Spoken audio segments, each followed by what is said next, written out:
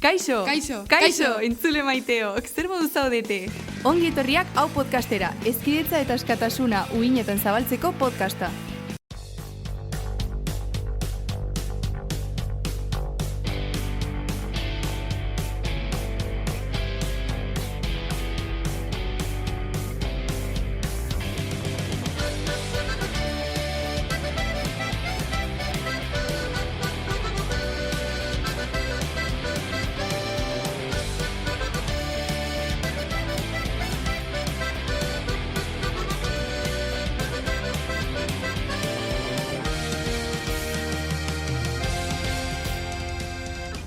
Kaixo guztioi, ongietorri hau podcasteko beste kapitulo berri batera.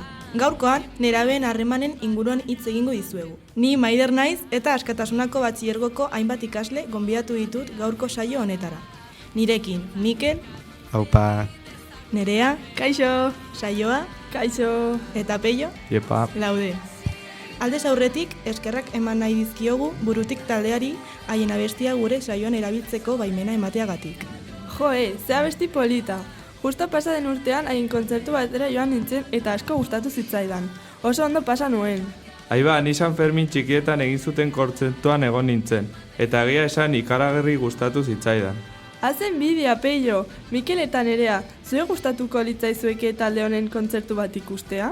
Egia esan, ni ez naiz inoiz haien kontzertu batean egon, baina Peiok dioenagatik planazo bat dirudi, eta noizbait joango banintz oso ondo pasako nukeela uste dut. Noizbait joaten algara denok batera, zer uste duzue?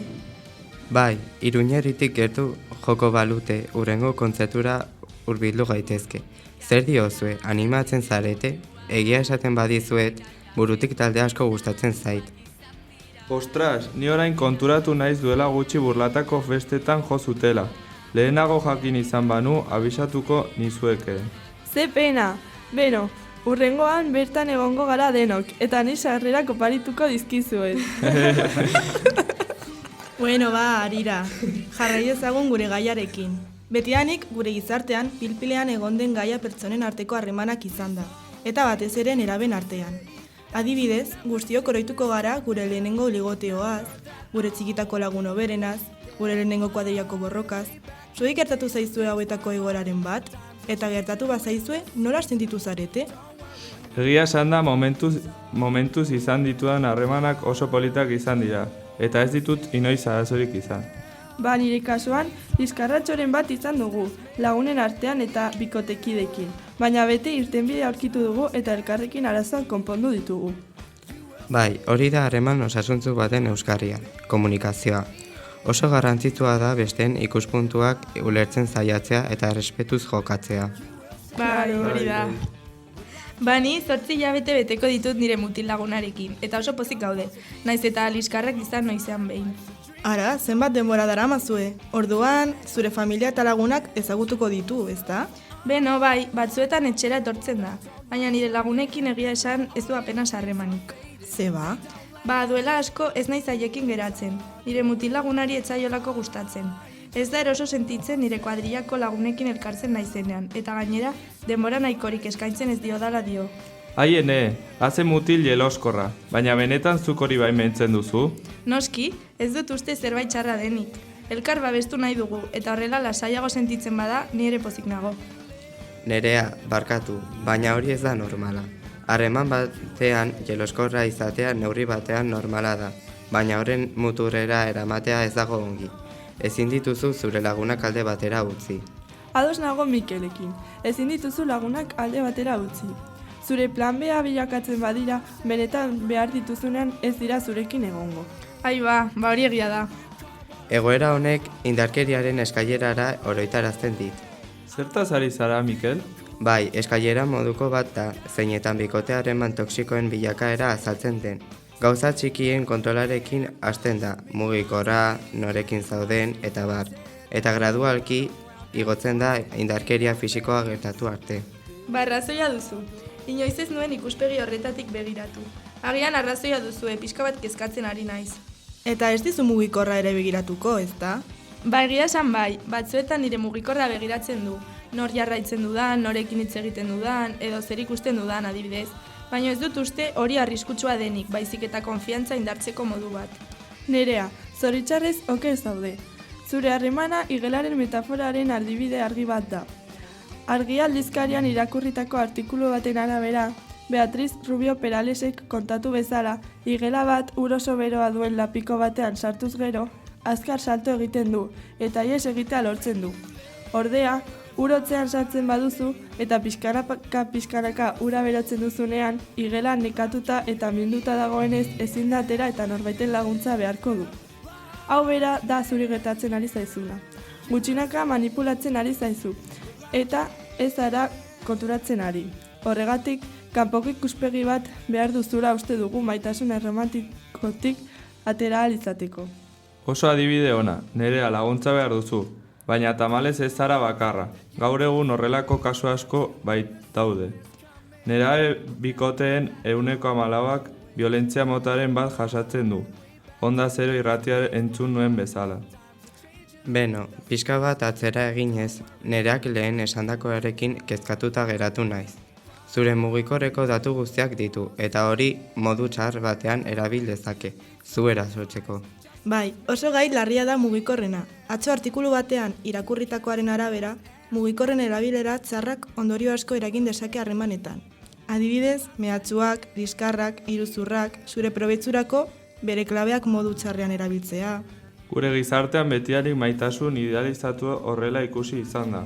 Disney maitasuna, bezala ezagutzen dena. Konturatzen zareten bezala maitasun horien eredua izena Disney pelikuletan oinarrituta dago. Film guzti horietan emakume polit bat esperoan dago gizon batek bere klase maila baxuko ingurutik salbatzeko. Hori da txikitatik erakusten diguten maitasun eredua. Noski, filma horiek modu axolagabean mezu hori sartzen digute, eta ez gara ohartzen barruan duten mezuaz. Ostras, egia da, adibidez, Loti Ederra filmean printzipeak printzesa salbatu behar du bere logure infinitotik atera alizateko, musu bat emanez. Bai, eta beste adibide asko ere badira, Rapunzel, Errauskine, Edurne Zuri. Gainera, hori gehiago neskei gertatzen zaigu. Betidanik irakatsi digute hori aguantatu behar dela, eta mutila aldatzeko itxaropenarekin gelditzen gara. Mutilek aldiz, indarkeria seinaleren bat ikusten dutenean, erlazioa berehala mozten dute. Joe, nola ez naiz lehenago konturatu. Egia da, erlazio toksiko batean sartuta zaudenean hori normala dela uste duzula, eta oso zaila da bertatik ateratzea. Beno, neska mutilak, orain harremanetan arazoak egon daitezkeela ohartu garenez, beste galdera bat botatzen dizuet. Orduan, zuen ustez, nolakoa izan beharko litzateke bikote harreman osasuntsu bat? Nire ustetan, errespetua eta konfiantza ezinbestekoak dira. Harremanetan nagoen bitartean beti errespetuz hitz egin eta jokatu behar duzu, arazoak saihesteko. Bai, baina niretzat babesa eta konpromisoa egotea ere oso garrantzitsua da. Gainera, harremana estutzeko intentsitatea egotea beharrezkoa dela uste dut. Beno, saioa, ez nago guztiz ados horrekin. Izan ere, batzuetan intentsitate gehiegi egotea oso astuna bilegatu daiteke, eta oso garrantzitsua da bien arteko akordio batera iristea.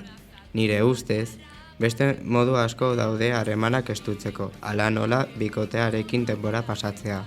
Aiba, hau dena entzun eta gero konturatu naiz nire bikotearekin dudan harremana ez dela batere osasuntxoa eta onartezinak diren gauzak onartzen ari naizela. Joe, asko posten naiz horretaz konturatu izana. Horretarako egiten ditugu podcast hauek. Zortea izan dugu zu indarkeriaren eskailerako urrengo eskailoira ailegatzea ekidin dugulako. Eskerrik asko begiak irekitzeagatik. Orain badakit nolakoa den harreman on bat, eta dena beste ikuspuntu batetik ikusten dut. Hemendik aurrera baloratzen hasiko naiz nire inguruko harreman osasuntsuak eta nire lagunak gehiago baloratuko ditut. Beste pertsona batekin seria hasi aurretik limiteak markatu behar dituzu bakoitzaren pribazitatea respetatzeko. Bai. Beno, hau izan da dena. Espero dugu argi geratzean olako izan behar den harreman on bat. Beti errespetuz jokatu eta elkarrerekiko komunikazioa bermatuz. Espero dugu podcast hau behar duten pertsonei iristea. Beraz, nerearen egoera berean bazaude, isiltasuna hautsi eta laguntza askoatu. Argi gera dadin. Honekin bokatuko dugu. Eskerrik asko gaurko gonbidatuei oso tarte ona pasa baitugu. Gure entzulei ere eskerrak eman nahi dizkiegu beti gure podcasta entzuteagatik. Hurrengor arte, hurrengo kapitulan itzoiten zaituztegu. Aio! Agur!